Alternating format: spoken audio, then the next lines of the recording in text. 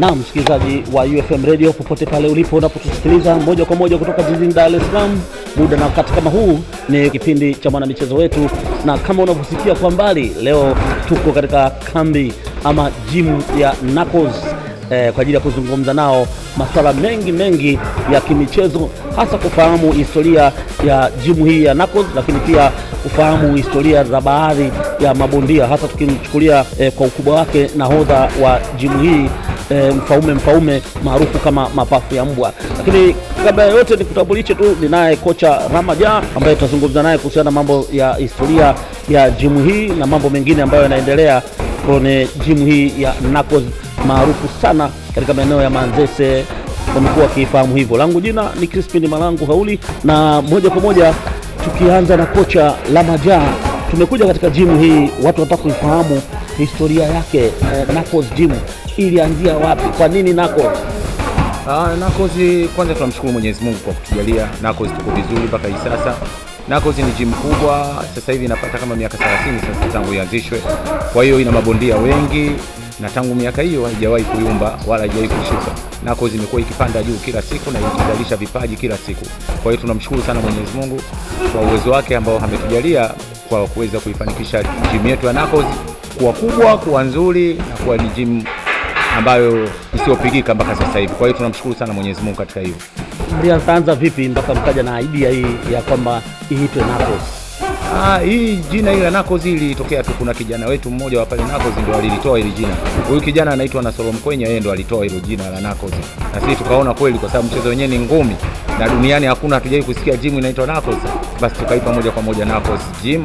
Kwa hiyo mpaka leo imekuwa ndio Knuckles gym kubwa kuliko gym zote nafikiri Tanzania au Afrika nzima. Huyo jamaa alikuwa na sugu zile kwenye vidole ni? Huyo bwana naye alikuwa ni mtu wa kupigana, mtu mzuri sana, bondia mzuri. Sasa hivi ni wale maveterani. Sasa hivi kishazeeka, yuko tu, lakini ndio wale waanzilishi wa Knuckles wenyewe. Kwa hiyo mimi nashukuru sana Mwenyezi Mungu kawajalia vijana wangu wana idea katika kupigana, pia katika kutoa majina mazuri kama hilo la Knuckles. Kwani ni jina zuri ambalo linapendeza sana. Wakati mnaanza mchakato wenyewe mpaka mkafanikiwa kupata jina la Knuckles, mlianza na watu wangapi na ilikuwaje ugumu kwa maana na urahisi wa kufanikisha jambo lenyewe? Mwanzo unakuwa mgumu sana. Mwanzo ulikuwa mgumu. Tulikuwa tunachukulia kama masiala tu mwanzoni, lakini baadaye tukawa tuko serious katika na baada ya kuwa tuna vipaji vya hali ya juu tukaweza kwenda mbele zaidi na gym yetu ikawa kubwa sana, kwa sababu mwanzo wa kitu chochote lazima kiwe kigumu sana. Lakini hapo mwanzo tulijaribu, tukacheza amateur, tukacheza pro, vijana wanaendelea vizuri. Basi mpaka leo Mwenyezi Mungu anatujalia tunazidi kucheza na tunazidi kuwapiga kila siku na tunazidi kuendelea katika mchezo wa boxing. Tunashukuru Mwenyezi Mungu, na gym yetu imepata umaarufu mkubwa sana hata nje ya mipaka ya Tanzania. Knuckles ukiwaulizia wanakuambia Knuckles ni gym gani. Mlianza na mabondia wangapi ama wadau wangapi ambao mlianzisha nao na mpaka sasa bado mko nao? Mpaka sasa hivi katika wale wakongwe sasa hivi ni viongozi wako kina Rajabu Ngemba, kina Rajabu Mbite, kina Daji Boy, kina Chiwa Liston, kina Mali Ramazani ambaye ni kocha, kuna kina Lama Cholila naye kocha. Wako wengi ambao sasa hivi tayari ni wameshakuwa makocha na wao, kwa sababu sasa hivi na makocha wanafika 50. Mimi kama Ramaja ndio maana mimi najiita master, kwa sababu nina makocha wanafika 50. Wote wamepita kwenye mikono yangu na ni makocha wanafanya vizuri pia. Ila kila siku nawaambia wajaribu kunifunika, lakini ndio hivyo wanashindwa kunifunika kocha wao. Ukiangalia kwa namna ambavyo watu wengi wanaanzisha majambo yao ama vitu vyao, wanakuwa wanapitia changamoto za hapa na pale mpaka kufanikiwa kusimama kama mlivyosimama hivi. Nyinyi mlipitia changamoto ya namna gani? Changamoto nyingi sana, kwa sababu kama unavyofahamu ngumi zamani zilikuwa ni ngumi za ajabu sana. Ngumi za zamani zilikuwa za ajabu, zilikuwa zina matatizo mengi, zilikuwa ngumi za kiuni. Baada ya kuingia sasa Azam ndio ngumi zikawa zinaenda na wakati, yani zinaenda kidunia kama sasa hivi inavyoenda. Ngumi imekuwa ajira, ngumi imekuwa tofauti na zamani, ngumi imekuwa ni mtoko sasa hivi tangu Azam waingie. Lakini kabla ya hapo tulipambana sana, tulipata majanga sana. Vituo vya polisi ndio kwetu, ma-OCD walikuwa rafiki zangu sana, kutokana na matukio ya hapa na pale ya mabondia na watu kuchukulia ni mchezo wa kiuni. Huwezi kumkuta mwanamke kaenda kwenye boxing au mtoto mdogo kaenda kwenye boxing, hapana, walikuwa wanaenda wale wababe tu katika boxing. Lakini sasa hivi tangu kuja Azam imekuwa ni ajira tosha. Kwa hiyo tunamshukuru sana Mwenyezi Mungu, amjalie sana Azam ili aendelee, ili tuweze kuwa wazuri zaidi hapo, na hiyo ajira tosha kwa mabondia wetu Tanzania. Kwa namna ambavyo mmeanza na kwa sasa ambavyo mpo, mnaona mmefika katika hatua gani kwa sasa? Hatua tuliyofikia ni kubwa sana. Kwa kweli tunamshukuru Mwenyezi Mungu, hatua kubwa. Sidhani kama kuna mtu Tanzania ambaye haijui Knuckles au Afrika Mashariki ambaye hajui Knuckles ni nini. Kwa hiyo ni hatua kubwa kwa sababu tumetoa mabondia wazuri sana. Tumetoa mabondia wazuri. Nafikiri mpaka sasa hivi sijawahi kuona bondia ambaye labda unaweza kumfananisha na Mfaume mapafu ya mbwa. Hakuna. Kwa jinsi alivyokuwa anacheza. Hawa wanakuwa ni mabondia wa karne hao. Mabondia wa karne. Kwa Tanzania tukisema tuna bondia wa karne basi mmoja hapo Mfaume. Ngumi anacheza ngumi talent, ngumi zile ambazo zikipaji. Kwa hiyo yani Mwenyezi Mungu amemjalia sana, na pia tuna mabondia wengine wengi wazuri. Kuna kina Oscar Richard talent, full talent. Kuna Itaba talent wengi, na hapa juzi tena Mwenyezi Mungu ajalia tumeingia kwenye mashindano ya amateur. Tutakuja kuyazungumza hayo wakati tukizungumza kuhusiana na swala zima la namna Knuckles ilivyo chukua nafasi katika kuwaondoa vijana mtaani katika masuala ambayo ya tabia zisizofaa. Ni kweli. Bwana, kupitia boxing vijana wengi wamepata ajira, wameacha utukutu kutokana na boxing. Kwa sababu vijana wengi walikuwa watukutu, hasa kwetu Mabibo huku, Manzese yote. Lakini kutokana na ngumi kushika hatamu, basi mabondia wengi wamepata ajira kupitia boxing. Wengi wana mabodaboda zao wenyewe, wameziajiri. Wengi wana nyumba zao wenyewe, wana viwanja, wana maduka yao, wana maduka ya nguo. Wengi maboksa sio wale waliokuwa watukutu zamani. Kwa sababu zamani maboksa walikuwa wanaogopeka kwa utukutu. Lakini sasa hivi tunamshukuru Mwenyezi Mungu, mabondia boxing ni ajira kabisa tosha kwao. Mmewatoa kule na kuanzisha Knuckles, mmewafanikisha wafanye mazoezi na hatimaye kufikia ndoto zao. Tena basi kikubwa zaidi, mabondia wa Knuckles wote. Hakuna bondia wa Knuckles Jumapili anakosa kwenda kanisani. Hakuna bondia wa Knuckles kama Msabato Jumamosi anashindwa kwenda kanisani. Na hakuna bondia wa Knuckles Ijumaa asiyoenda msikitini, hakuna. Mabondia wote wanahamasishana sana kuhusu ibada. Swala la ibada kwetu ni kipaumbele, kwa sababu boxer akishashiba spirit basi atapigana vizuri sana. Ataachana na mambo ya kishirikina. Mabondia wengi washirikina, lakini kupitia kwa ibada ambazo mabondia zangu wanazifanya ndio maana wanakuwa wana spirit sana. Hawaamini mambo ya kishirikina, wao wanaamini kuwa mazoezi ndio kazi, mazoezi ndio ngumi na ushindi ni mazoezi. Basi kwa hiyo hapa Knuckles ni zaidi ya darasa, maana unafundishwa na maadili, yani zaidi ya ngumi unafundishwa maadili. Hii ni darasa tosha. Yani hili ni darasa tosha, kwa sababu hata hawa vijana uwaga wananiambia, bwana kocha, sisi hata wazazi wetu hawajawahi kutuhamasisha kuhusu ibada mpaka tunafikia hii. Lakini sisi sasa hivi tumekuwa Wakristo wazuri, tumekuwa Waislamu wazuri, misikitini, makanisani ndio makazi yetu kutokana na hii. Kwa hiyo mimi namshukuru sana Mwenyezi Mungu katika hili, na naomba tuliendeleze ili malengo yetu yatimie hapa duniani na huko kesho tunapoenda. Boxer akishashiba kispiriti basi atakuwa ni hatari sana. Ashibe tu kispiriti, amtegemee Mwenyezi Mungu wake, basi hakuna kufeli, hakuna kuumbuka, hakuna nini. Ndio maana siku zote sisi tumekuwa ni watu wa ushindi tu siku zote. Tunamshukuru Mwenyezi Mungu. Wakati mnaanza na Knuckles hapa, mlikuwa mnapokea vijana wa umri gani pengine kwa ajili ya kuanza kuwatengeneza? Mimi bwana napenda sana kupokea vijana wadogo zaidi. Napenda kupokea vitoto, hasa watoto wadogo. Kwa hiyo naomba sana wazazi wawalete tu watoto zao Knuckles, kwa sababu mtoto mdogo ukimwanzisha boxing akiwa mdogo, basi ujue ndio umejenga pale, umemjengea misingi mizuri ya boxing. Ile kwake inakuwa yani ndio kama mtoto unamwanzisha chekechea. Sasa ukimwanzishia katika boxing mpaka akikua, akifika darasa la 2 la 3 tayari yuko katika kiwango cha ajabu sana, kwa sababu boxing ni art ambayo ipo inachezwa duniani kote.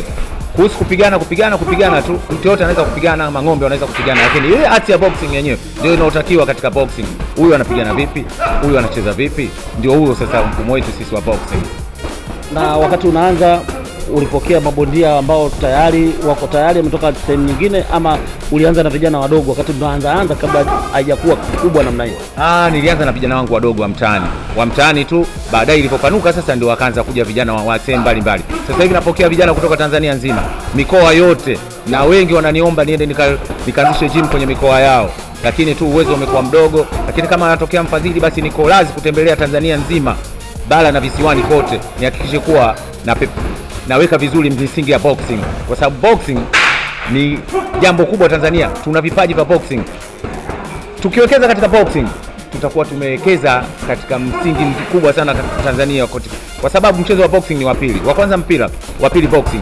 Na nimegundua vijana wengi wanapenda kucheza boxing zaidi hata kucheza mpira. Kwa hiyo tukipata makampuni, mashirika, watu binafsi wakatusupport katika hii boxing, basi tutafika mbali zaidi na vijana wetu watapata ajira tosha. Maana kuna wakati ulikuwa na mpango wanasema ikiwezekana serikali isikie kilio chako cha kuhakikisha mchezo huu unapelekwa mashuleni, hasa shule za msingi ambako makocha wengi mngeenda kupita huko. Ndio ulikuwa naliwaza hilo wakati huo?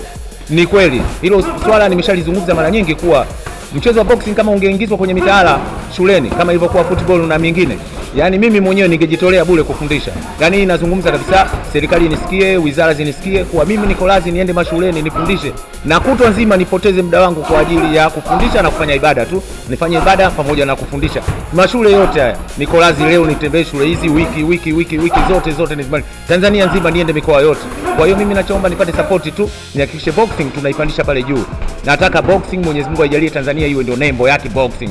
Kwenye nembo zetu zile lazima tuweke na nembo yetu ya michezo hiyo, boxing iwe pale juu, gloves ikae pale, kwa sababu boxing Tanzania watu wana vipaji vya ngumi sijawahi kuona katika hii dunia hii, jinsi ya watoto wa Kitanzania wanavyopigana katika boxing. Tunakwama wapi sasa tufikie huko ambako unakutaka? Hakuna mapromota kwanza hakuna promota. Mapromota wako wawili watatu tu, wao maskini ya Mungu, ni wachache. Mapromota ni wachache, lakini wangetokea mapromota wengi na pia makampuni mengi yangezamini boxing, tungefika mbali vile mbaya. Na hasa haya mashindano ambayo ni msingi wa boxing ya amateur ndio msingi wa boxing. Tungekuwa tuna mashindano mengi ya mkoa, wilaya, ngazi zote, basi tungeweza kufika mbali zaidi katika mchezo wetu wa ngumi. Ramadhani, nikirejea sasa kwenye gym yenyewe, kwa maana ya wale ambao wanaunda gym, wewe mwalimu na walimu wenzako, lakini pia wapiganaji wenyewe kwa maana mabondia, mpaka sasa unao wangapi na katika uzito upi? Kategori zote zimo huko? Mimi ninazo weight nyingi, weight zote zimekaa kwanza, alafu kila weight wako mabondia zaidi ya 10. Yani katika kila weight wako zaidi ya mabondia 10. Kwenye attendance tuna mabondia karibuni 1000 kwenye attendance. Kwenye kitabu chetu kile kikubwa tuna mabondia karibuni 1000. Wale wanaohudhuria kila siku asubuhi na jioni wanafika kama mabondia 100. Kwa hiyo tuna mabondia wengi sana. Tunamshukuru Mwenyezi Mungu katika hilo. Tuna mabondia wengi. Kwa hiyo nasema kuwa tumefanikiwa katika hilo. Ila tu bado hatujapata bado nguvu ya support kuhakikisha kuwa malengo yetu yale ya boxing yanatimia. Hasa mimi kama kocha na malengo makubwa kuhusu boxing ya nchi yangu, lakini bado malengo yale hayajatimia kwa sababu uwezo bado mdogo. Ndio maana naziomba sana taasisi na kila kitu. Lakini tukianza mchezo wa boxing katika mashule, basi tutakuwa tumepata kitu kikubwa sana katika mchezo wetu wa boxing. Tunakwenda mapumziko mafupi, tukirejea kocha atakuja kuzungumza sasa kuhusiana na yale muhimu ambayo yanatakiwa yafanyike kwenye gym, kuanzia kwa wale vijana ambao wanakuja kujifunza, lakini hata wale ambao tayari wako kwenye mafunzo, nini naanza nacho, na kikubwa tutagusa kuhusiana na swala zima la umuhimu na kwa nini sparring na maana ya sparring. Kocha, watu wanajiuliza, wanasikia sparring ina maana gani? Sparring ni mojawapo ya program za mazoezi, kwa sababu kama sisi mfumo wetu sisi nako ambayo tunapata tumetokea Cuba huko. Kwa hiyo sisi Jumatatu baada ya kufanya warm up, kwa sababu warm up ni mtu yote lazima afanye, mtu wa kuogelea, mtu wa kukimbia, warm up lazima upashe mwili moto, kisha tunaingia kwenye shadow box. Shadow box maana yake ni kurusha ngumi hewani. Hii kurusha ngumi hewani inasaidia nini? Ku stamina pamoja na kutopotea na kuchoka. Kwa hiyo kunyoosha mikono hewani. Hii inaitwa shadow box. Jumanne tuna padi. Tunapigisha padi. Padi kazi yake ni kunyoosha. Ni target, shabaha. Ngumi inatakiwa iende kama mshale au kama manati au kama bunduki. Kwa hiyo padi kazi yake kunyoosha. Napiga jicho, napiga pua, napiga mdomo, napiga chembe. Kwa hiyo padi kazi yake kunyoosha hiyo. Kwa hiyo siku ya Jumanne. Jumatano tuna sparring, lakini sparring hii ya Jumatano hatushiki saa. Tunasimamisha, tunaelekeza jinsi ya kupigana sparring. Kwa bwana, huyu mwenzio anapiga ngumi za juu, wewe piga za chini, huyu akipiga za chini, wewe piga, huyu akipiga moja, jibu mbili tatu. Hiyo ndio sparring. Jinsi ya kupigana. Sparring ni kupigana kitendo ambacho kinakuwa si cha mfano, cha kweli kabisa pale gym, ili aende akacheze kule. Siku ya Alhamisi sasa tunatoa makosa yale ya sparring ya jana. Ile sparring ya jana ya Jumatano tunatoa makosa yake siku ya Alhamisi. Kwa hiyo siku ya Ijumaa tunapiga padi. Tukishapiga padi Jumamosi sasa ni sparring ambayo tunashika saa. Dakika 3 mtu atapumzika nusu dakika. Tutapiga pale au dakika 5 kutokana na program siku ya Ijumaa. Kwa hiyo hayo ni maandalizi ya kila siku. Ila bondia akiwa na mechi ndio tunabadilisha sasa. Anaweza akacheza sparring kila siku, anaweza akapiga padi kila siku, anaweza akapiga begi kila siku. Hiyo kutokana na mpangilio na bondia anaenda kucheza naye wa aina gani. Kwa hiyo tunapigana kimbinu. Boxing kama draft. Mwenzio akicheza hapa sisi tunacheza hapa. Bondia huyu anapiganaje, sisi tuchezeje. Kwa hiyo hayo ndo madini katika mchezo wetu wa boxing. Nimeona wakicheza kama mechi sparring yenyewe umuhimu wake ni nini? Sparring ndio maana nimesema sio ya kuigiza. Sparring inakuwa ngumu zaidi ya mechi, kwa sababu unatakiwa ufanye vizuri hapa gym ndio uende ukafanya vizuri ulingoni. Kwa hiyo ukishafanya vizuri gym, basi ulingoni utafanya vizuri. Ndio maana sparring ni tafu zaidi hata ya mechi. Na kwa nini bondia kama Mfaume anafanya sparring na mabondia tofauti na kama mechi vile zaidi ya mabondia 4? Mfaume mimi nampangiaga mpaka mabondia 30. Kila bondia anaingia raundi moja. Kwa hiyo zinakuwa raundi 30 ya dakika 5 au 3. Kwa hiyo ndio maana akaitwa mapafu ya mbwa tangu kipindi hicho. Aliitwa jina hilo la mapafu ya mbwa kutokana na yale mapafu ile ya mbwa. Watu wanakaa poleni, wanaingia. Wengine hawamalizi, wanakaa, tunaweka pembeni, tunawapepea. Wengine wanapata matatizo, tunaweka pembeni, tunawapepea, tunawapa madawa. Mambo yanaendelea. Hayo ndio maandalizi ya mchezo wa boxing. Raha ya boxing ni watu kuona wakipigana kweli kweli, damu zikitoka, watu wakianguka, watu wakilala. Huo ndio mchezo asilia wa boxing. Kwa jimu hii ya Knuckles, mbona wakina dada wawili watatu hapa? Mpaka sasa wako wangapi tangu mmeanza? Mabondia wa kike wako wengi sana, ila mabondia wa kike wanakuwa na changamoto nyingi sana kutokana na maisha yao magumu. Unaona bwana, lakini hapa tuna kijana ambaye anakuja kwa kasi sana, anaitwa Laila Tiswedi, ambaye juzi katoka kumpiga bondia mkongwe kabisa hapo. Kwa hiyo yani ni bondia anakuja juu, na wengine wako wengi, lakini huyu ndio bondia ambaye anakuja sasa hivi. Kwa wanadada wakae wajue kuwa kuna kitu kinakuja.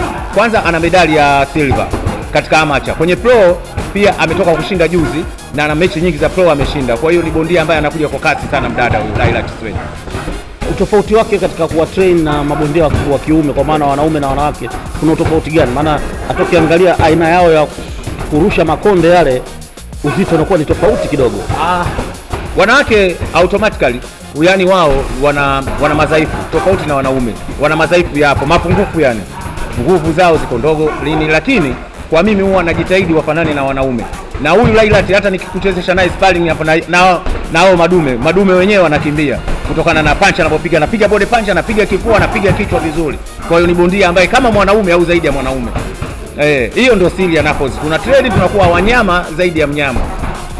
Kwa hiyo mabondia wa kike wameiva vibaya mno, wako vizuri sana. Na hiyo yani wewe ukitaka kuona basi wafuatilie, utaona jinsi ya mabondia zetu wa kike wa Knuckles. Hakuna bondia goigoi wa Knuckles hata siku moja. Na umetoa mfano hapa, mabondia walikwenda kushiriki ngumi za ridhaa. Hebu tuambie nini kilitokea na mlipata nini hapo? Tuliingiza timu yetu kwenye mashindano ya ridhaa.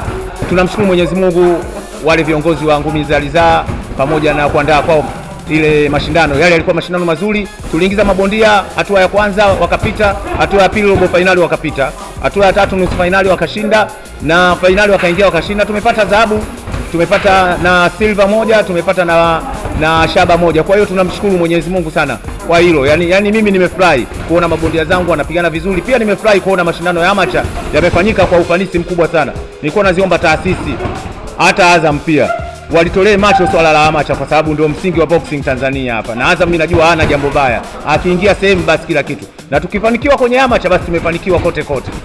Maana wanasema bondia alipitia katika mikono ya mafunzo ya ngumi za ridhaa, kwa maana ya amateur anakuwa sio kawaida akipanda juu kwenye ngumi za kulipwa. Ni kweli, kwa sababu kila kitu kinaanzia chini huko kwenye ridhaa. Huku kuna sheria, kuna nidhamu, kila kitu. Huku kila kitu kiko huku. Kwa hiyo mimi naomba sana mabondia wengi waanzie amateur, kuna uzuri sana kuanzia amateur. Wanasema bondia aliyepitia amateur uwezo wake katika kulenga target ni tofauti ambaye amepitiliza moja kwa moja kwenda kwenye ngumi za kulipwa. Kutokana na nini? Yani huku katika amateur atakachomzidi huyu ambaye kapitiliza zaidi nidhamu na sheria na taratibu za uchezaji. Lakini kuhusu shabaha, kutokana na kocha mwenyewe. Huku amateur kuna makocha wazuri sana unajua. Hasa huku pro kuna makocha tu ambao wako ndio wazuri, lakini na amateur kuna makocha wazuri sana. Sasa kwenye ridhaa kuna makocha wazuri na pro kuna makocha wazuri. Lazima kocha ujue kuwa unazingatia mabondia zako shabaha. Shabaha ndio msingi wote. Maana kule kwenye amateur raundi ni chache. Raundi chache, speed. Raundi ya kwanza speed, ya pili tatu zote hizo speed za moto. Kwa hiyo kama bondia wako mchovu hawezi kufika sehemu yoyote. Kocha nikushukuru sana, lakini la mwisho kabisa kabla sijakwenda kuzungumza na nahodha, pengine utuambie kuna utaratibu gani unakuja, maana kuna mapambano yanakuja hivi karibuni. Kuna mabondia watacheza, nafikiri Mfaume atacheza, Oscar atacheza, Itaba atacheza, au katika wale mabondia zetu wakubwa. Na hawa mabondia zetu Jafet Elmani na hawa maboksa zangu wadogo nao wana michezo mingi sana. kuna wengine wataenda kucheza mashindano ya taifa, kutafuta timu ya taifa ambao wote walipata medali, wote wataenda kushindana tena kwa ajili ya kuchagua timu ya taifa. Kwa hiyo tunaendelea vizuri, tunamshukuru Mwenyezi Mungu. Mafanikio mpaka sasa kwa mabondia ambao tayari uliwatrain na wakashindana, ukiondoa mafanikio makubwa ambayo yanaleta sifa hapa kupitia nahodha Mfaume. Mafanikio makubwa kwa ni kufanya vizuri, wananiheshimisha kocha wao, pia maisha yao ni mazuri kupitia hii boxing kwa sababu wanapata hela na maisha yao yanaenda vizuri na wazazi wao wanapata hela. Kwa hiyo mimi kocha ndo nafurahi sana katika hilo. Shukrani sana. Asante sana mzee.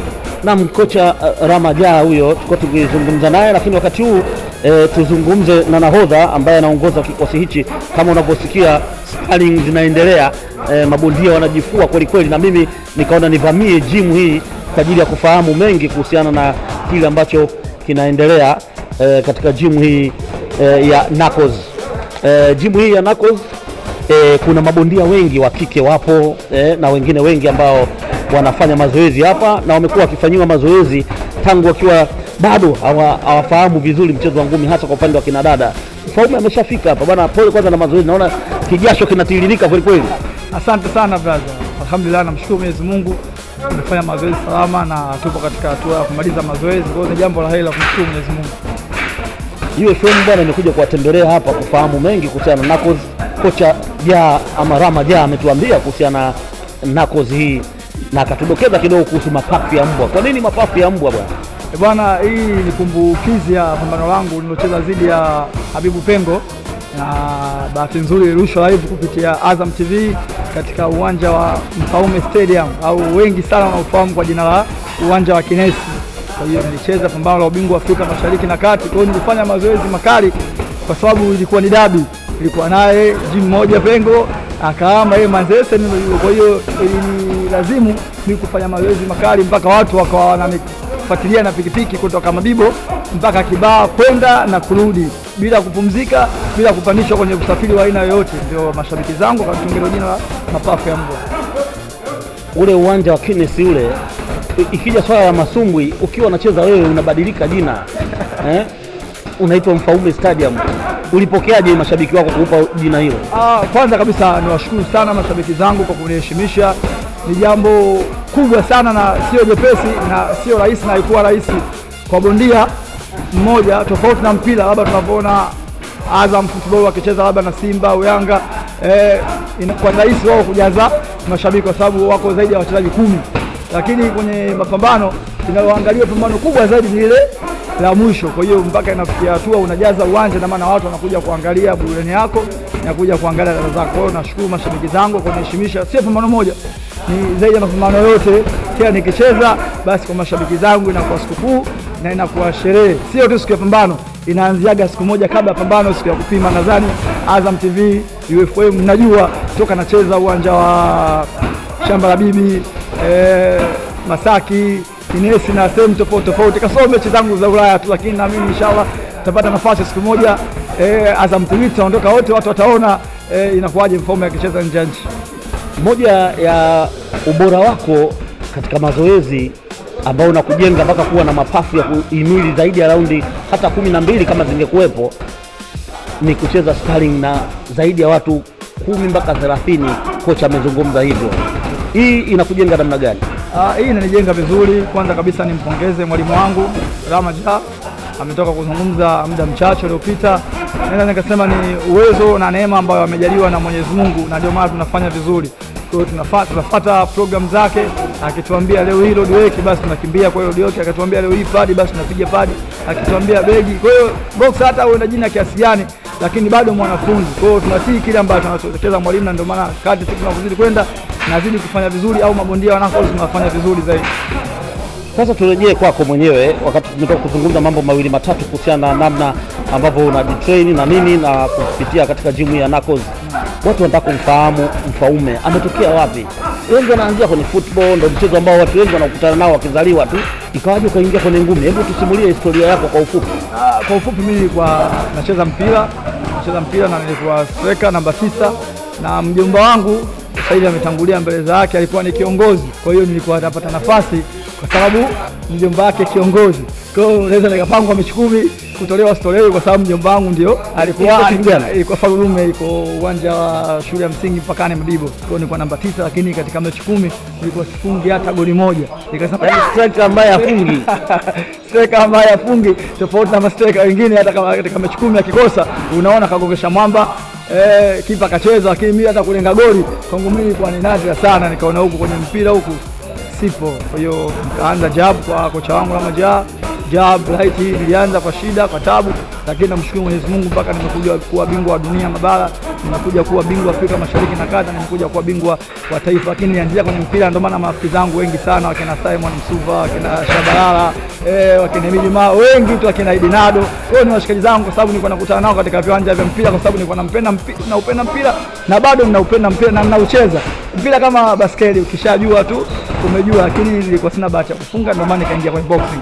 Na ndio maana hivi karibuni ulikuwa na mashindano yako hapa ya soka. Nilikuwa na mashindano yangu ya Mfaume Cup bega kwa bega na mama, na nashukuru sana Mwenyezi Mungu, Mheshimiwa Waziri wa Mipango na Uwekezaji aliweza kunisupport na ameweza kuhudhuria, na siku ya finali alikuja mkuu wetu wa wilaya Mheshimiwa Msando, na wachezaji wengi wamekuja kusupport uwanjani, wengi sana wakubwa wa ligi kuu. Naweza nikasema kwamba na Azam TV mlikuwa mnakuja kwa ajili ya kurusha matangazo. Nadhani ndio mashindano ya kwanza yalikuwa yanajaza uwanja kuliko mashindano yote ya mpira wa miguu ya mashindano haya ya ndondo ya kawaida. Nawashukuru mashabiki zangu. Tuambie, wakati unaamua kuachana na kabumbu la ushindani kucheza katika timu kama Faru huko, wenzako walipokea vipi? Marafiki zako kwamba bwana mimi nahamia kwenye masumbwi, hata familia? Maana unapoenda kijana mdogo unahamia kwenye mchezo ambao wanauona ni hatari, jambo la kushtua kidogo. Marafiki zangu wengi walifurahi, wale ambao walikuwa na hasira ya kutoka kimaisha kupitia mpira, na mimi kutokana na kiongozi wangu nilikuwa napata nafasi alafu nawafelisha sifungi, wengi walifurahi, lakini wanafurahi unaondoka sababu nilikuwa nawakosesha sana kwa goli. Lakini nashukuru Mwenyezi Mungu, wale wote mpaka leo hii nipo nao na wana support kama hao akina Kevin Kongo, Sabato Kiduku, nimecheza naye mpira na sasa hivi anachezea ligi kuu, na wengi.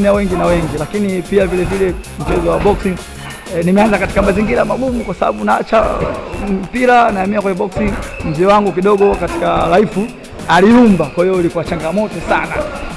Baba akasema bwana, mimi sitaki ucheze ngumi bwana, fanya kazi nyingine. Lakini mama Mfaume aliweza kumshawishi baba akatoa kigezo. Mimi naangalia mfano wa Tyson, nilikuwa naona raundi ya kwanza tu mtu menoana, watu wanazimia wanakufa, sitaki mwanangu wafe, kwa sababu mimi ndo mtoto wa mwisho katika familia ya mzee Mfaume. Mama akasema hapana, hata kwenye mpira unapotaka acheze watu wanavunjika, hata kwa maofisini watu wanaanguka, wanaumia. Kwa hiyo ni ajali kama ajali nyingine, tumpe mtoto baraka acheze ngumi. Basi nikapata baraka za wazazi na mpaka leo hii nipo kwenye boxing. Lakini pia vile vile niwatake radhi na niwaombe msamaha mashabiki zangu kwa mechi 2 za nyuma, sikuweza kuonyesha yule Mfaume ambaye watu tutakuja kuzungumza yaliyotokea hivi karibuni. Na sasa hivi tunaona unajifua, unataka kurejesha furaha kwao. Nataka nirudishe heshima kama nilivyozungumza kwamba mechi zilizopita sikuweza kufanya vizuri, kwa hiyo nipo katika maandalizi, sijapata fight, lakini najiandaa ili ikitokea fight niwape kilicho bora mashabiki zangu. Pengine tuambie, mara baada ya kuanza tumefika Naples pale, kocha alikuanzisha na nini? Tulianza kwanza na msingi. Alinitengeneza kwanza msingi, kwa sababu msingi ndio kila kitu. Anavyosema msingi, alianza kwanza na chini footwork, kaa hivi, aliniangalia na anatumia mkono gani, akaona kabisa huu box yangu nimchezeshe orthodox. Kwa nachezea orthodox kwa maana kwamba mguu wa kushoto ni mbele, mkono wangu wa kulia unakuwa kama nyundo. Kwa hiyo jabu yangu inakuwa mkono wa kushoto, right yangu. Kwa hiyo alinizoesha, nikaanza na pambano la kwanza alituchezesha wenyewe kwa wenyewe gym, na ndio mfumo wake mpaka leo hii. Bondia ukianza akupe na mtu wa nje, anakupa sparring partner wako ambaye mchezaji sparring na kijana kweli. Akatupa mechi, nakumbuka ilikuwa mwaka 2013 katika uwanja wa Manzese Fence Corner. Pambano ilikuwa gumu sana kwangu kwa sababu ndio mara kwanza kupanda kwenye ulingo, lakini cha ajabu ile mtu nilikuwa nacheza naye sparring gym, nilikuwa namsumbua, muda mwingine namsumbua, lakini asilimia mara nyingi nikicheza naye mimi ndio nilikuwa nashindaga. Lakini raundi ya pili nilipiga left hook kwenye kidevu nikakaa. Kipindi hicho bado huja sawa kimbinu. Ndio na pambano langu la kwanza, kocha mdogo akawa pembeni kabisa, akatuacha watoto wake tunapigana. Na mimi kadi sio ilikuwa Mariam Mashari, kitu kama hicho. Raundi 4, raundi ya pili mimi nikakaa. Basi lekele nikahesabiwa mpaka 7 8, nikainuka, unaendelea. Naendelea. Kwa sikuamini raundi ya 4 jamaa naye nikampiga pancha akakaa nikaweza kushinda. Kwa hiyo nilifungua vizuri na mwendelezo wangu kwa mzuri, lakini haikuwa rahisi. Nimekutana na changamoto nyingi katika maandalizi, lakini tunashukuru sana miaka katikati Azam baada ya kujitokeza na kuanza kuyadhamini mapambano, hata mapromota nao kidogo wamesema alhamdulillah. Hata sasa hivi hausikii promota sio nani kakimbia na fedha za bondia, promota nani kaingia mitini hausikii. Kwa hiyo sasa hivi Azam tunashukuru na waendelee, na pia vile vile mapromota wajitokeze, sababu sasa hivi tuna mapromota wakubwa wawili Tanzania, Mafia Boxing Promotion na Peak Time.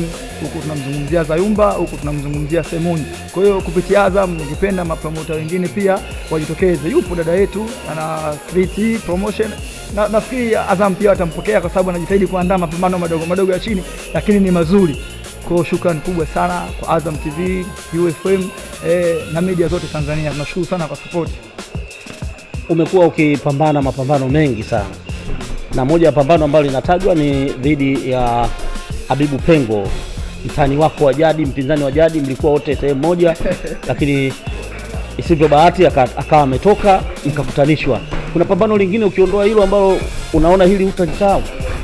Ipo, nilicheza na bondia mtoto wa mkongwe Rashid Matum na Snake Man, mtoto wake Mohamed Rashid Matum. Ilikuwa ni pambano gumu, ilikuwa ni pambano kubwa sana. Tulicheza katika uwanja wa taifa wa ndani ule Indo.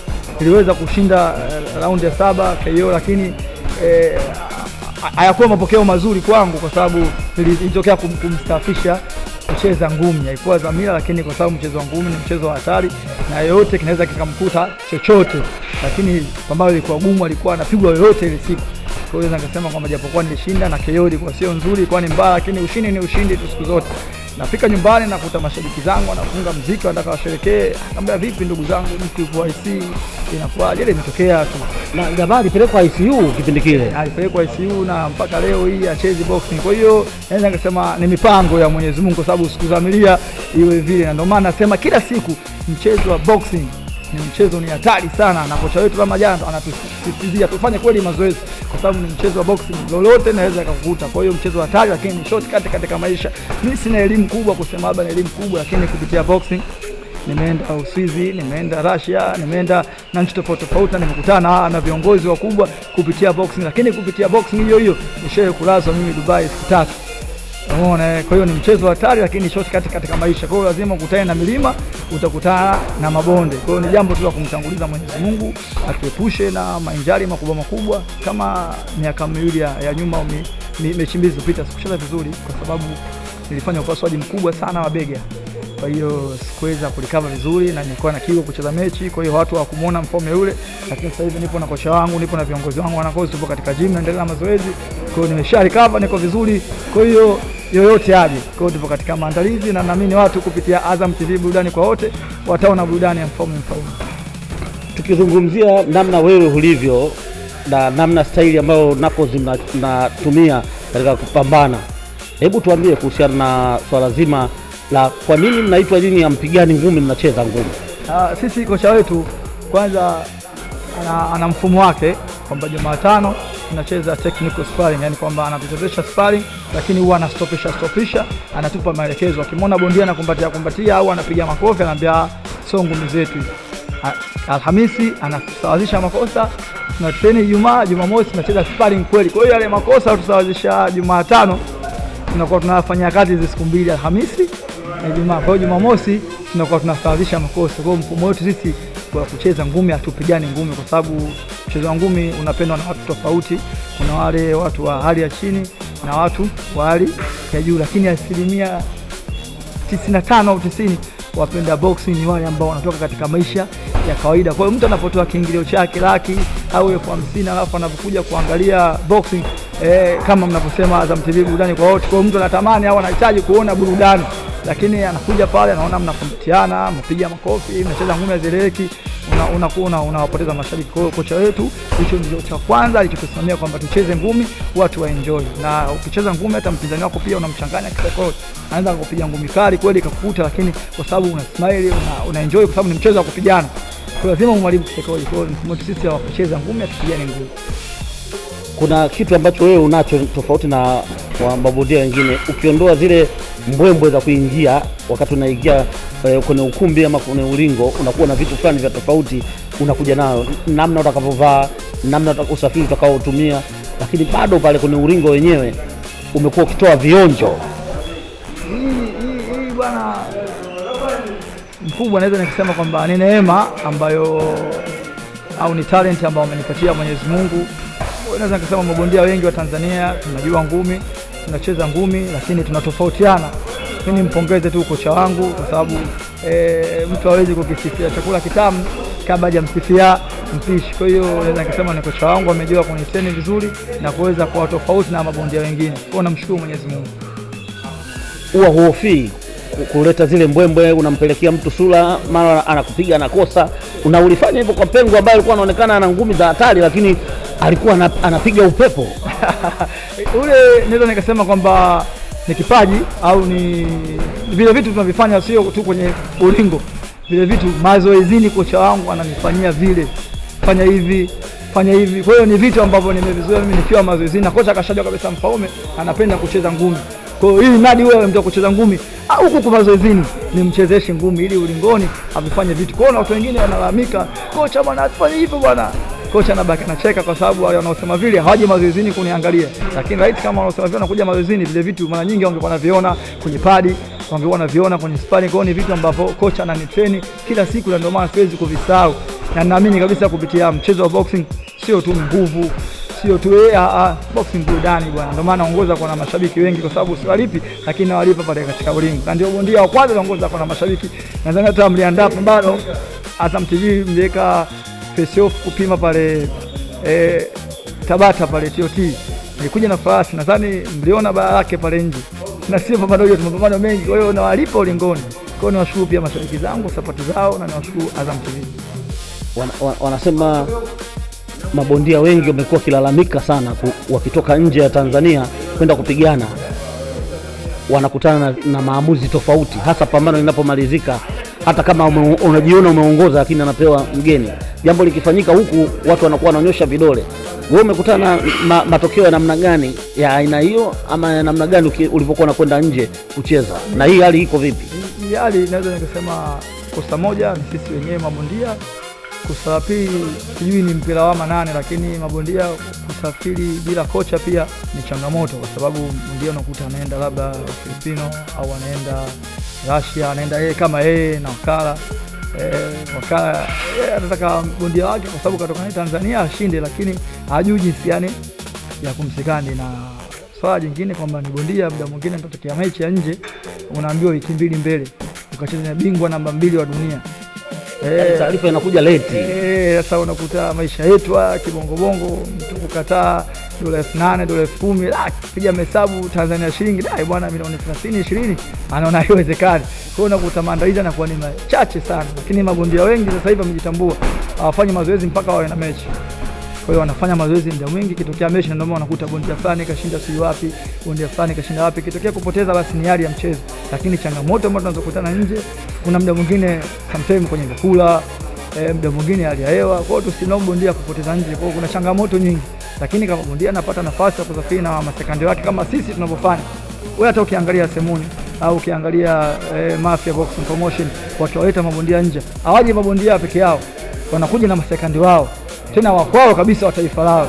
Lakini mimi nimesafiri takriban nchi zaidi ya 2 au 3 au 4, nimekwenda mimi kama mimi bila sekandi wangu, yaani unayeambatana naye ajui chochote kuhusu ngumi. Kwa hiyo unakuta kuonyesha upinzani inakuwa sio jambo rahisi. Kwa hiyo lakini mabondia wa nje wasimona wakija hapa wanatoa macho, na tukiwapiga tunawapiga kweli, lakini kiukweli kwamba tunapata changamoto mabondia tukisafiri nje. Lakini pia vile vile naamini CPBRC wameshaliweka sawa, na ndio maana mabondia wengi sasa hivi wanafanya vizuri.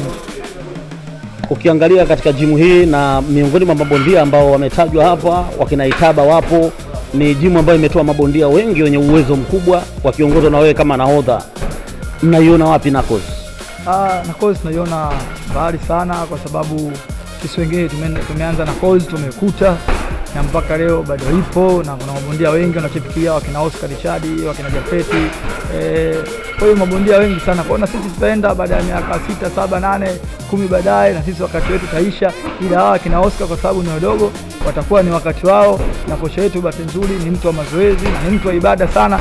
Tunaamini Mwenyezi Mungu atampa uhai na atampa afya njema, atazidi kuvifufua vipaji. Kwa hiyo naweza nikasema kwamba wewe mama, baba unanisikiliza kupitia UFM, mchezo wa boxing sio mchezo hatari, ni kazi, na ni kazi kama kazi nyingine. Sasa hivi mchezo wa boxing umekwenda viral sana, na watu wanaenda mataifa mengi, wanakutana na viongozi wakubwa. Mruhusu mtoto wako awe wa kiume au wa kike, ukimwona anapenda boxing, mruhusu, msupport, mtakie heri, kwa sababu ni kazi na ni shortcut katika maisha. Hata mimi mwenyewe pia mwanangu au wanangu lazima waje kucheza boxing, watakuwa na elimu bora, lakini boxing watacheza, kwa sababu tunaona wakina Vladimir, wakina Manny Pacquiao sasa hivi ni viongozi wakubwa, lakini kupitia boxing na elimu pia wanazo. Kwa hiyo mwache mtoto asome huku anacheza boxing, na niwaombe Azam TV ikiwezekana, tunaona pale Azam Football kuna watoto wanahitaji, kuna akademia ya mpira. Kwa hiyo mkiweka pia na akademia ya boxing Tanzania, tutakuza vipaji na mabondia mabingwa wa dunia wengi sana. Lakini changamoto hatuna akademia ya boxing tofauti na mataifa mengine. Tunaamini litawezekana na tutafanywa kazi. Watu wamtarajie Mfaume wa namna gani katika siku zijazo? Maana tayari mara baada ya zile mechi mbili ule ubora wako uliozoea kutoonekana umetamka wazi kupitia UFM, unarejea upya, unazaliwa upya. Namshukuru Mwenyezi Mungu, baada ya upasuaji nimelikava vizuri, ni mwaka na sasa hivi niko fiti, na kama mnavyoona niko mazoezini hapa jua kali. Kwa hiyo watu watarajie makubwa, na watarajie kumwona mapafu ya mbwa zaidi wa yule alompiga Pengo, zaidi wa yule alompiga Segu, zaidi wa yule alompiga Matuma na mabondia wengine na wengi. Kwa hiyo naweza kusema kwamba tupo katika maandalizi na yote haya. Kwa hiyo naweza kusema kwamba najiandaa kwa ajili ya kuja kuwapa watu biliani. Mimi pia ni ngumi, nacheza ngumi. Unamtaka nani pengine? Maana mkuu kwenye vijembe vya kwenye mitandao ya kijamii, mara Kiduku mara Mwakinyo, lakini ukiangalia wale uzito wake kama una tofauti na wewe au unataka kuwapandia? Sina tofauti, kwa sababu huu ni mchezo wa boxing. Kwa sasa niache uwanja wazi au niache huru kwa mashabiki zangu au kwa watu wanaonisikiliza sasa hivi kupitia UFM kwamba wafollow account yangu ya Instagram official Mfaume. Siku si nyingi wataona pale picha nimeweka ya bondia anayefuata. Kwa hiyo nikasema kwamba nashukuru sana kuja kunitembelea gym, na nashukuru sana mashabiki zangu kuweza kunisikiliza. Bwana, shukrani sana. Asante sana bwana. Naam, huyo ni Mfaume, mapafu ya mbwa maarufu kwa jina hilo. Ni nahodha wa Knuckles Gym, ambayo wapo mabondia kibao wakifanya mazoezi kwa ajili ya kujiandaa wakati wowote likiibuka jambo, basi na wao wanakuwa tayari kwa ajili ya kupambana. Ulimsikia mwanzo akizungumza kwamba wamekuwa wakistukizwa, pambano lina wiki 2 likapigwe, basi wanaambiwa leo baada ya siku 14 anatakiwa asafiri hapo akajiandae akapambane na mpinzani ambaye wakati mwingine anakuwa hajamsoma, basi anaenda kupata shida. Lakini wakati huu wamestukia hiyo janja ya nyani, wanaamua kufanya mazoezi mapema, wakutwe kazini, ili mambo yakiibuka tu kuna pambano, yeye hata kesho yuko tayari, kwa sababu tayari wamekuwa wakijiandaa kwa muda mrefu. Na kutoka hapa katika hii jimu ya Knuckles maeneo ya Mabibo jijini Dar es Salaam, mimi sina la ziada. Umekuwa ukisikiliza mengi kutoka hapa, na yote ni kufahamu yale ambayo yanatokana na jimu hii ambayo imewatoa vijana wengi ambao walikuwa mtaani wakifanya yale mambo ambayo yanakwenda nje ya kimaadili, lakini Knuckles ikaamua kuwakusanya, na sasa ndo tunawataja kama machampions wa Tanzania. Langu jina ni Crispin Malangu Hauli. Sina la ziada, endelea kuwa nasi.